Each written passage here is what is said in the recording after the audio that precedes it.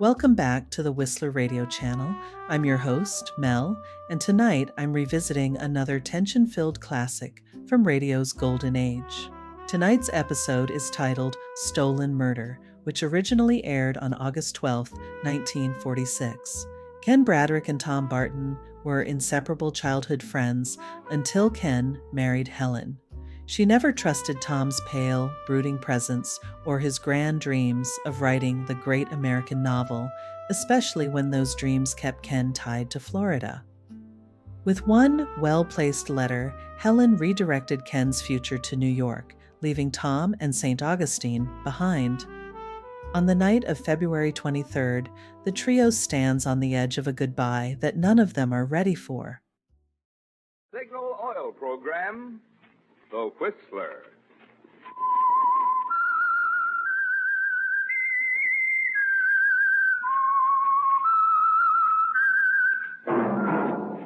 That whistle is your signal for the Signal Oil Program, The Whistler.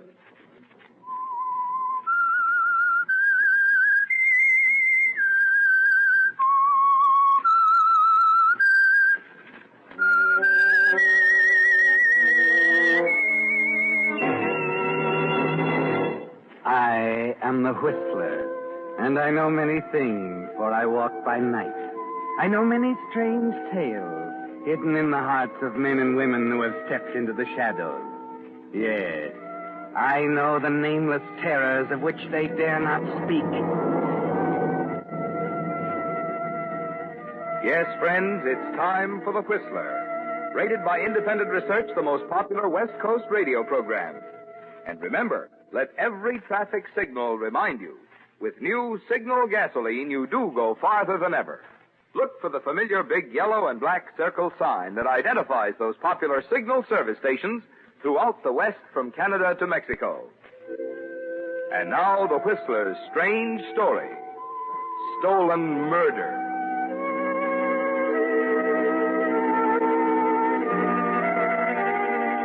Ken Braderick and Tom Barton had grown up together and were fast friends until Ken married Helen Johnson. Helen had never liked Tom, not only because he was pasty-faced and sickly, but principally because of his influence in keeping her husband Ken in St. Augustine, Florida.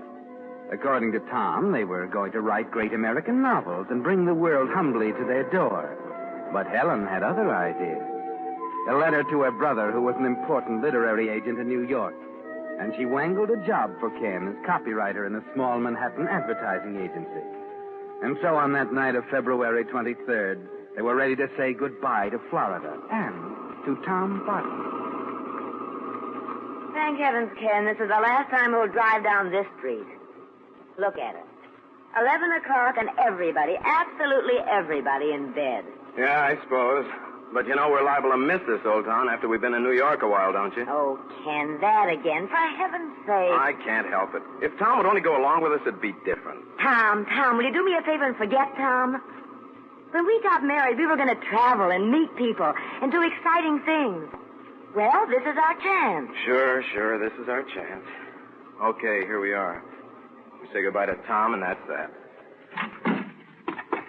Well, I'll be glad to get this over. Well, coming with me, aren't you? Do I have to? It's the least you can do, Helen. All right. If it'll make you feel any better.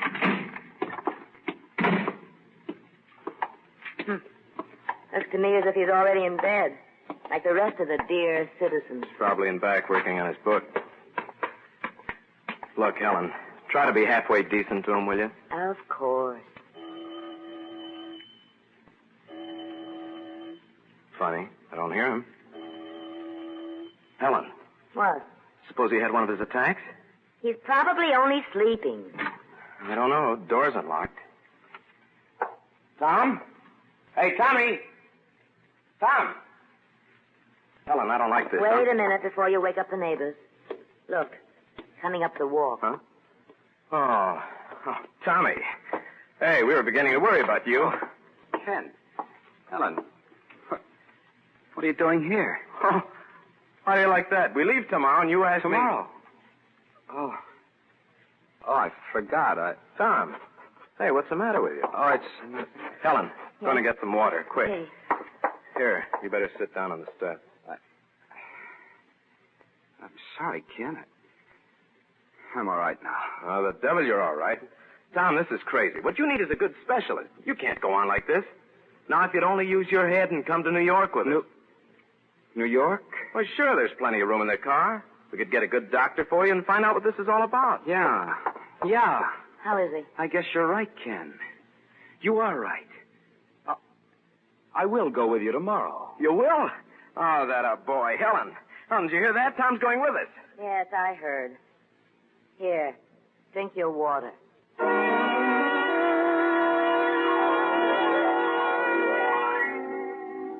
So you won your point, didn't you, Ken? Tom came to New York with you. But somehow after 6 months in the city, that doesn't seem to matter anymore. No, other things concern you now. Your dark, stifling apartment, your dreary job, your salary that will barely pay the bills, Helen scolding and scolding. And Tom? You don't even see him. He's convinced he's going to die. And he sits in his little room frantically writing day and night. Writing the great American novel, remember? And then late one night he calls and insists that you come down to see him right away. It's nearly midnight when you get there. What gives, Tommy? You're sick again, is that it? No. Sit down, Ken. Got something to tell you. You seen Dr. Hanson? No, it's not that. But that's why you came to New York in the first place. Listen, Hanson's the best there is, and you haven't even been near Look, him. I'm sick of doctors. Anyway, it's too late now. Oh, don't say that. It's true. And I want to talk about it. Ken. Yeah? I finished it. Finished it? My book. No. Yes, but you're going to be surprised. It's not the kind of thing we always talked about writing. It's a mystery story. Oh, great. I decided since I didn't have much time, I decided I'd write a book that would sell fast, and mysteries sell fast. So that's it, Ken. And, well, would you take it down to Helen's brother? Helen's brother? Yes. You said he was one of the biggest literary agents in New York. Oh, yeah. Well, if he likes it, he can get it read fast and published fast. If I just send it in cold, it'll take weeks, maybe months. I haven't got time to fool around, Ken. Oh, stop. I'm lucky if I last a month. Listen, will you cut out that kind of talk? If it'll make you feel any better, I'll take it to Bill tomorrow. Well, not tomorrow. It's in longhand. It'll have to be typed first. Oh, that's all right. Listen, I know where I can get a rush job done. Oh, swell. Now, listen, kid.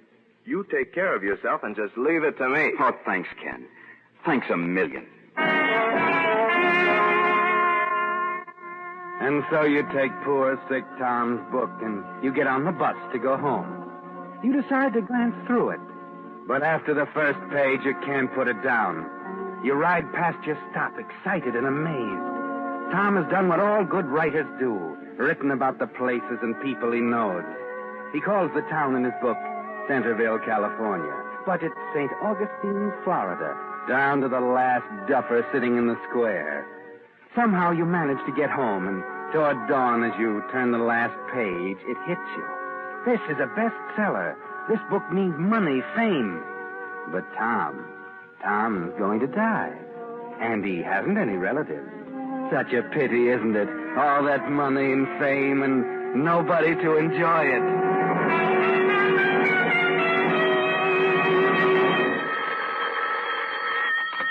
Hello? Ken, that you? Oh, yeah. Hello, Tom. How are you? I'm all right. Haven't you heard from Bill yet about the book? It's been 3 weeks. Well, yeah, I was going to call you. Bill liked the book quite well, but he thinks you should do a little rewrite. Rewrite? I haven't time. I feel terrible. I thought the book was good just as it stands. Oh, it is, except for a few minor points. Look, Tom, I've been thinking. You know that little cabin Helen and I rented in June up in Connecticut? Yeah, what about it? Well, I can get it for you cheap. It's kind of a dump, but it's way off by itself. If you get up there and spend a couple of weeks rewriting some spots and... Yeah, I gotta get out of New York anyway. That's an idea. Swell. Suppose I call the real estate agent right away, and then Saturday I'll drive you up. Oh, thanks. Thanks, Ken. I don't know why you do all these things for me. Oh, forget it. After all, what are friends for?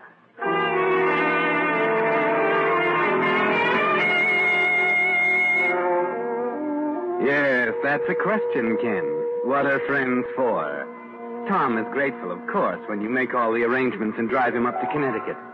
He appreciates it when you spend the day helping him get comfortable in his new surroundings, and he doesn't suspect anything. But what would he say if he knew copies of his manuscript had gone to the publisher with your name on it as author? Yes. What would he say if he knew you had stolen his work, perhaps the last work of his lifetime? What would he say if he could see you now in the office with Helen's brother? $1,000, Ken, and that's just the advance. I don't know why the devil Helen never told me you could write like that. Well, it takes time to get going. You're going now, all right. I don't know if I ought to tell you this, but, What's up? well, I sent copies of your story out to Hollywood, and I got a tip-off. It's just grapevine so far, but one of the studios is interested in the book for their biggest star. Pictures? Oh, my gosh, I never They dreamed thought the characterization of the victim DeWitt was out of this world. In fact, all the characters. Oh, gee. When will you know definitely? Probably tomorrow. Better stay by your phone because we want to close the deal quick. And if we get the answer I think we'll get, you're practically a rich man.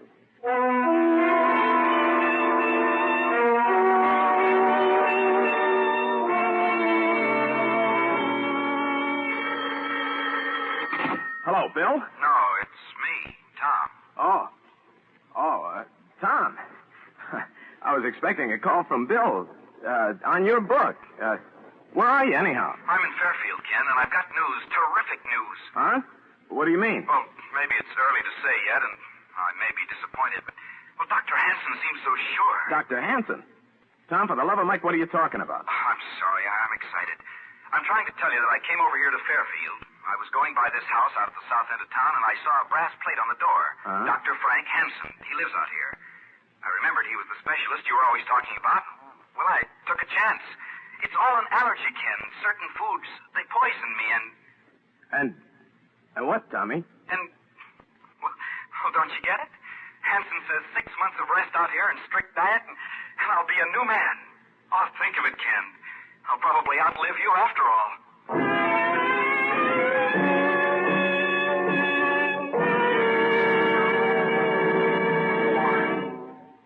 With the prologue of Stolen Murder, the Signal Oil Company brings you another strange story by The Whistler.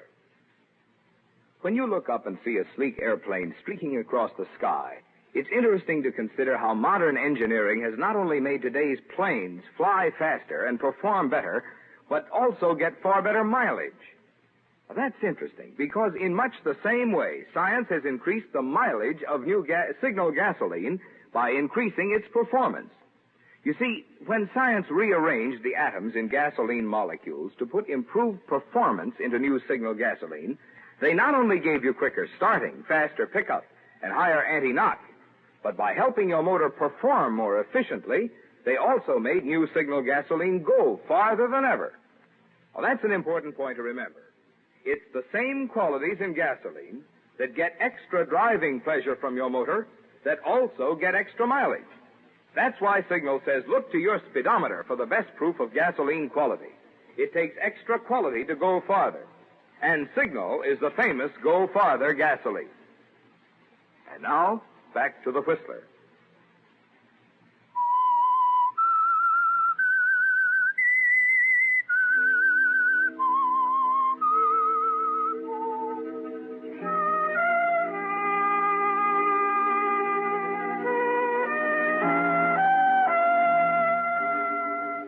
Well, there it is, Ken.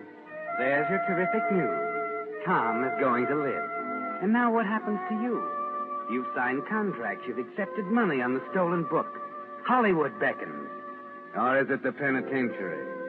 Well, perhaps you can squeeze out of the hole with the law, but not with Helen's brother or with Helen. The disgrace, Ken, the scandal, the humiliation. You can almost hear Helen nagging you now as you hang on to the receiver half-dazed. What's the matter, Nagging, Ken? nagging. Ken, are you still there? Huh? Oh, sure, Tom, yeah. Oh, I thought you'd hung up. Well, no. It's just the news. I'm so happy for you, I don't know what to say. Listen, there's something else important. Another favor. Would you get my book back from Bill for me? Get your book back, Tom? Yes, I've changed my mind. I mean, after thinking it over, I know it's not ready for publication. I've written a lot of new material. No. I'm not sure I can get it. But it's important to me. I'm coming down tomorrow. I'll get it myself. No, you can't do... didn't the doctor tell you to stay there and rest? Well, yes. Well, then you can't start running all over the place right away. The noise of New York and all, Tommy. Listen, I'll bring the manuscript up to you myself on Saturday. Meanwhile, you stay right there. You're sure you can get the book back right away? Yes, I'll get it. Don't worry. Listen, I'll see you Saturday. Okay. And, Tom, Yes? we'll take the day and celebrate the good news, huh? Maybe a little hunting?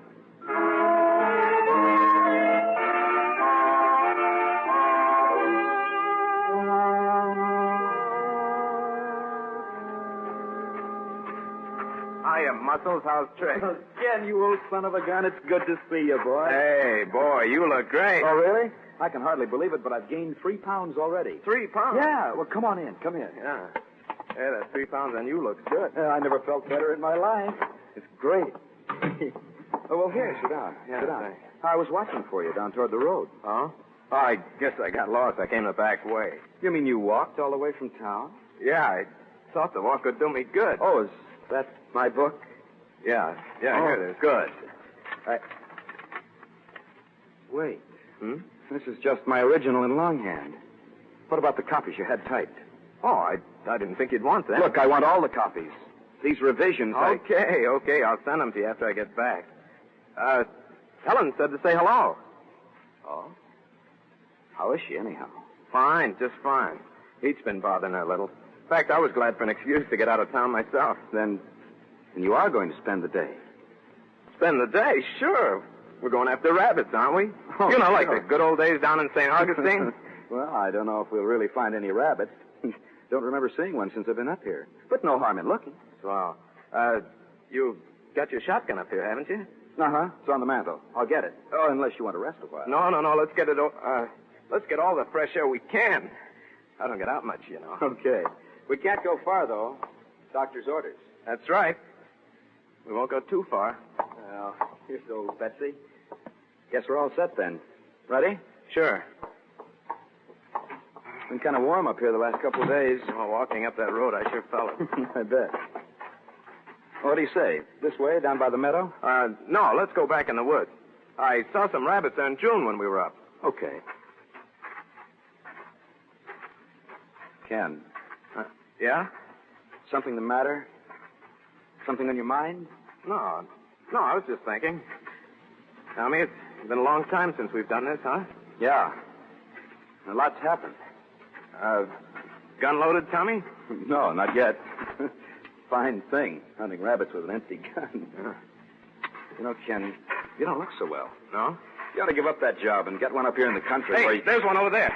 Yeah, I see him. Get a beat on it.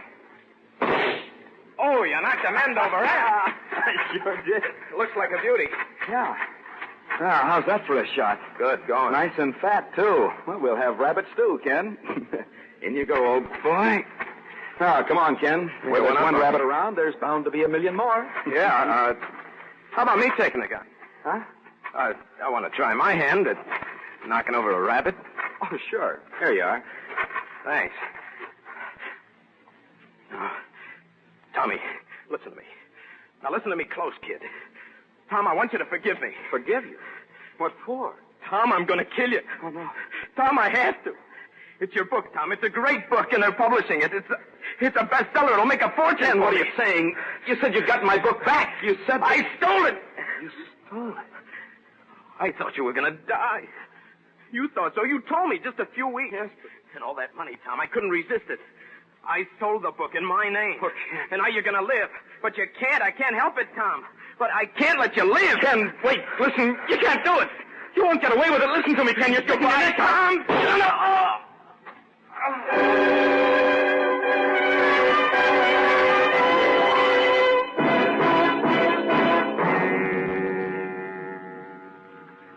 So it's done, Ken. All over. And you put the gun under the body just as you'd planned. But you're weak in the knees, and you don't know if you can get back into town unseen or not. And then suddenly you find strength you didn't know you had. Because through the brambles there's a sound. Hey! And a voice. Hey! Who is it? You got a rabbit? Hey! You dive for the embankment of a little stream and press yourself hard against the ground behind a rock. Hey! Good Lordy. You can see him now. A tall kid carrying a shotgun. And you hang onto your heart as he stops, looks at the body, and gazes slowly all around. Then he suddenly leans over, fumbles at Tom's jacket a moment, picks up the rabbit Tom shot, and sticking it under his belt, hurries off in the direction he came. And you, Ken, you lie there wondering if you'll ever breathe freely again.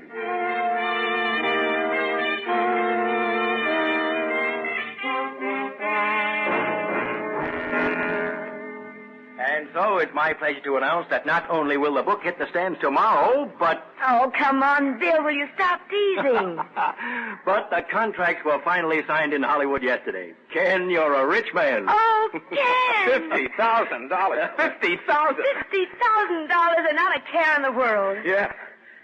Yeah, not a care in the world. And did you see the publicity in this morning's paper? What breaks we're getting. The lead column in the Times book section. No.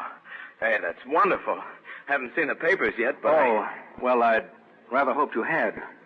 Well, Bill, what's the matter? I'd hoped that this wouldn't have to spoil the good news, but your friend Tom Barton... Tom? I might as well give it to you straight. He was killed by a shotgun out near Fairfield. Oh, no. They only found the body last night. Oh, Ken. Suicide? No, they thought that at first. Ill health. But a doctor out there says he was in good spirits. He had every chance of recovery. The doctor? Then an accident? Worse than that. From the position of the gun and the body, they suspect murder. No. But look, Ken, it's nothing for you to worry about. You don't want to let it spoil the success of your book.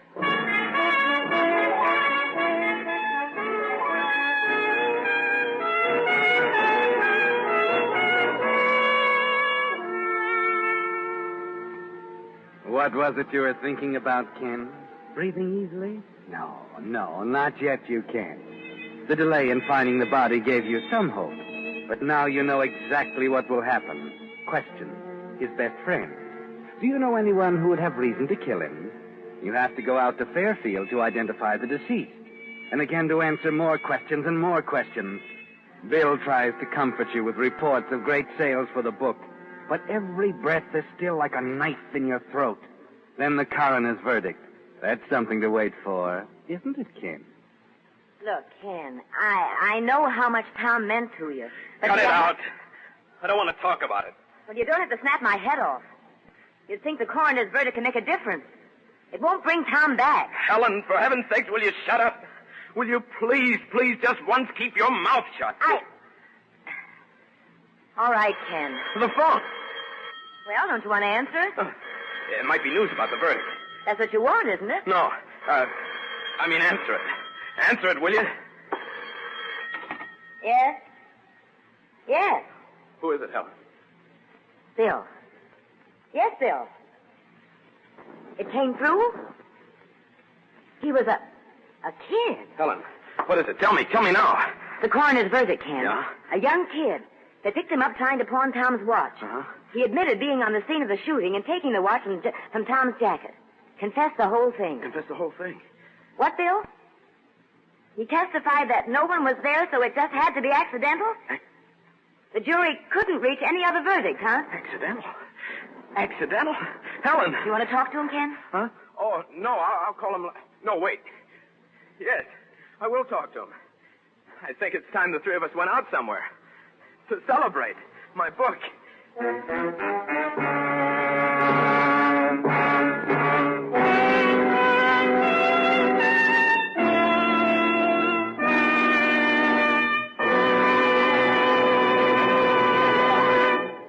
The Whistler will return in just a moment with the strange ending of tonight's story. Meantime, a word about that extra something you get when you have your car serviced at independently operated Signal gasoline stations. I'm talking about that feeling of confidence and well-being you have as you drive out, knowing that your car has been thoroughly and conscientiously taken care of. You see, Signal dealers, being in business for themselves, do go out of their way to give you the kind of job they're proud to stand back of. When they lubricate your car, for instance, here's what Signal dealers do to make sure not a single point is overlooked. Instead of relying on memory, they check each point against Signal's lubrication chart, which shows every lubrication point on your car and specifies which of Signal's 9 specialized oils and greases each part should have for long, trouble-free service. But they don't even stop there. No, sir. Just to make doubly sure, they check each point again, which is why it's called Signal's double-check lubrication. That's the kind of service you want these days when your car has to last until who knows when. And that's the kind of service you get from your friendly, dealer-owned Signal service station. And now, back to the Whistler.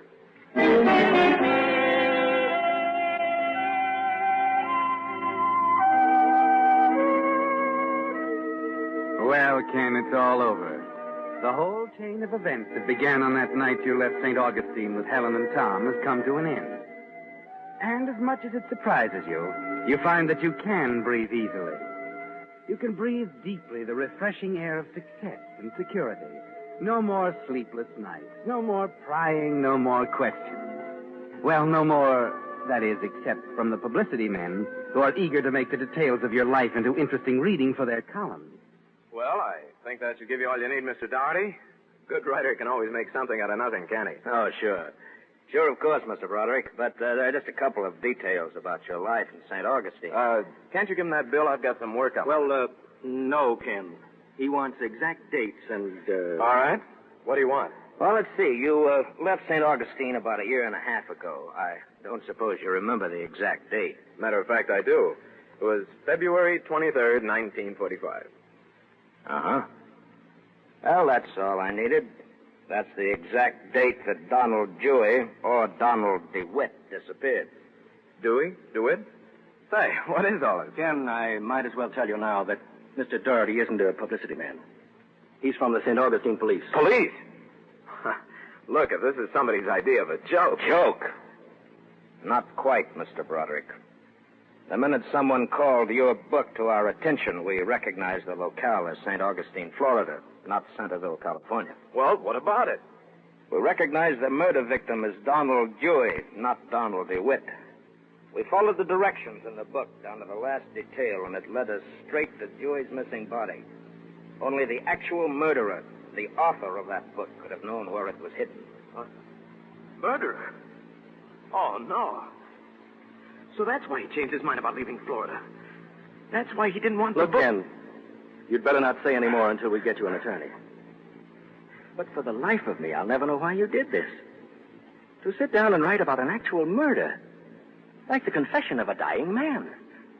Like the confession of a dying man? Oh, that's funny, Bill. What you just said is very funny.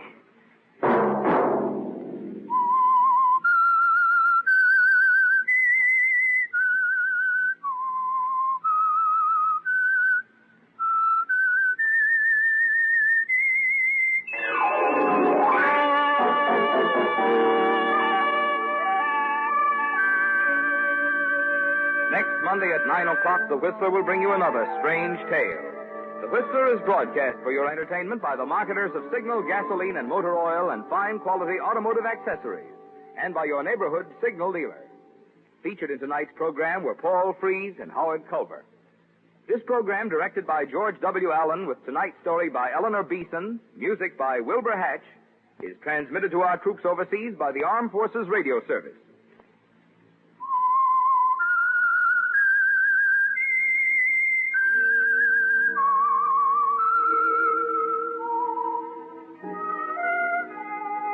That whistle is your signal for the Signal Oil program, The Whistler. This is Marvin Miller speaking, reminding you to look for those familiar yellow and black circle signs that identify those popular Signal Oil stations throughout the West from Canada to Mexico. This is CBS, the Columbia Broadcasting System.